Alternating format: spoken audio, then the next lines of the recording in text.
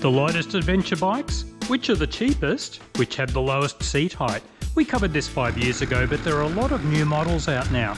Our main criteria: brand new models between 120 kilos and 175 kilos with a full fuel tank and at least 200cc engine capacity.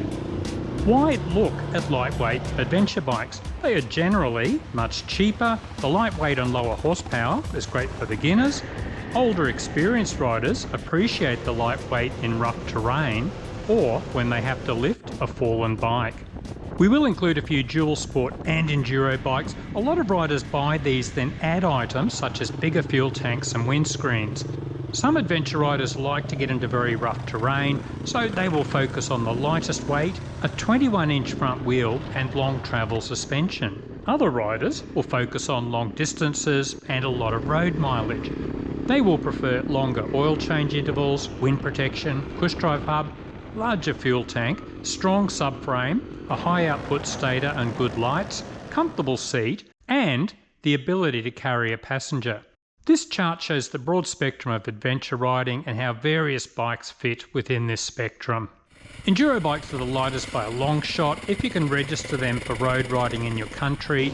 With a full fuel tank, these weigh between 112 kilos to 120, but there are issues for adventure riding.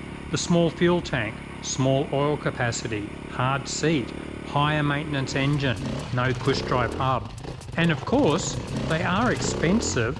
Then you can easily spend thousands on the modifications. There are two models that are quite popular for adventure conversions. The KTM 500EXCF, its oil capacity is larger than most at 1.6 litres. The gear ratios are very wide, which is great for highway cruising, then hitting the gnarly terrain. And the long-term reliability has proved to be excellent, according to many long-distance riders. Our second recommendation, the Beta RR390. It has a longer stroke engine than most enduro models, which provides great power delivery for dual sport and adventure riding. Next, it's the dual sport Japanese models, cheap, incredibly reliable, ridiculously good fuel economy. They will do highway speeds all day if you don't mind the high revs. Plenty of riders ride across the country and even around the world on these bikes. The main complaint is soft basic suspension that needs upgrading for aggressive riding, for heavier riders, or carrying a lot of luggage. The lightest in this category, the Suzuki DR400 and Yamaha TW200 are ideal if you want the lowest seat height possible. Otherwise, the 250 models have more power for more comfort on the highway, although some extra weight of course.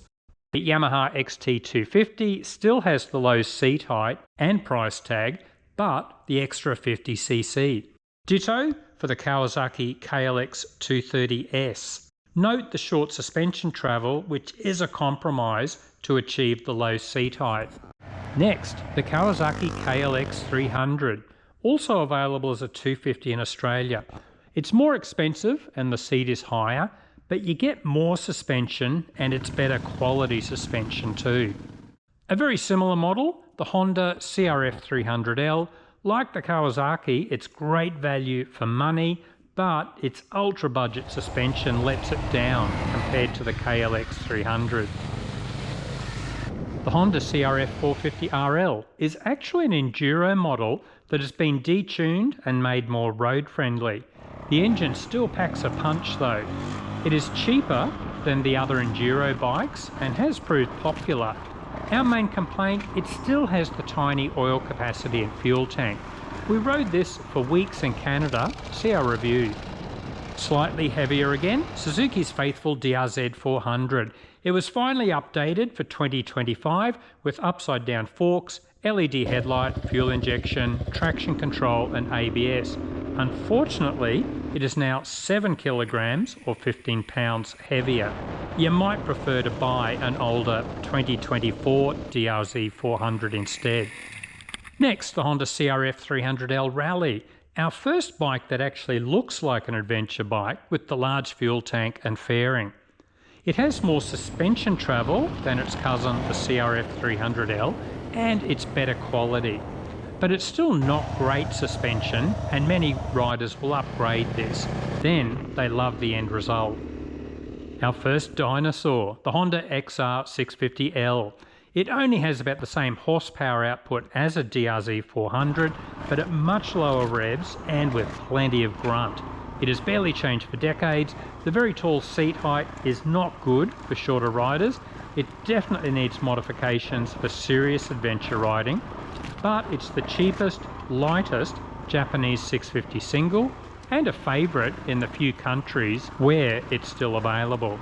The Kove FSE 450R Rally.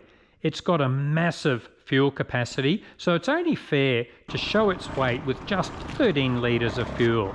155 kilograms or 342 pounds. It's made in China, but all reviews show its long-term reliability is looking good so far. Many owners love the rally style along with the cheap price, but it is a race bike and we found the suspension was way too firm and the power at low revs was lacking. See our review.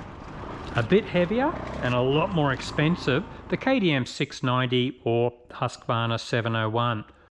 These are very popular with adventure riders wanting lots of horsepower, but with the benefits of a single-cylinder engine.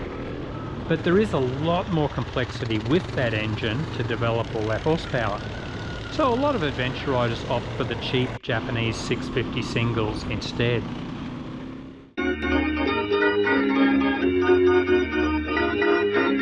The AJP PR7. This rally style bike has been around for 10 years now. It generated a lot of excitement with its navigation tower, Samsung tablet, big fuel tank, 1.7 litre oil capacity, tall windscreen and lightweight. The engine is based on the old Husky TE630 design and has plenty of power, and it was well priced.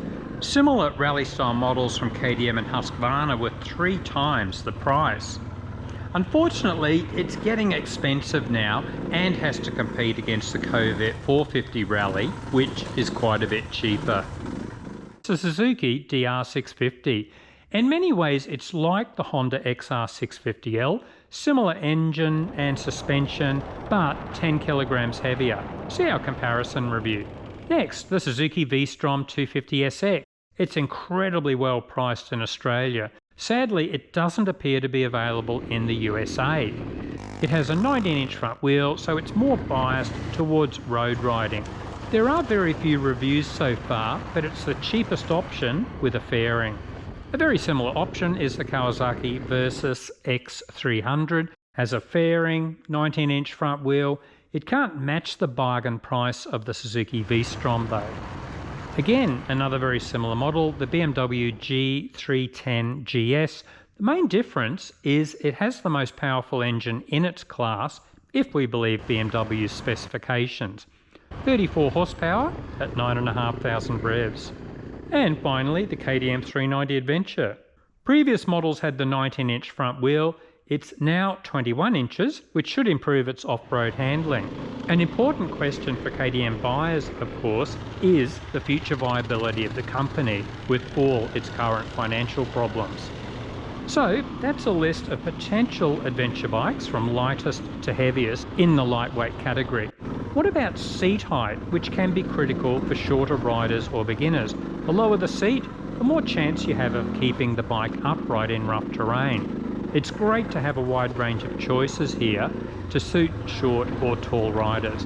Remember, the width of the seat makes a difference too. Ensure you sit on these bikes in the showroom. Price. There's a huge difference from the cheapest Suzuki DR200S to the most expensive KTM 500 or 690. No doubt some viewers will wonder why we haven't included many of the cheap Chinese models that are emerging. We preferred to stay with well-known manufacturers with a reputation for reliability and after-sales service. The 450 Kove was included because there are enough long-term reports establishing its quality so far. What about older models? We only covered the 2025 models in this video, but see our older comparison vid, which includes bikes such as the old TE610, WR250R and DRZ450. A final note, I have spent years exploring all the discussions about lightweight adventure bikes on social media. It's really interesting to see many riders say they aren't happy with most adventure models.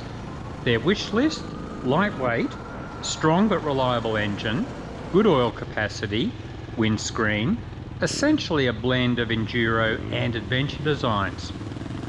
I would love to see more bikes like that too.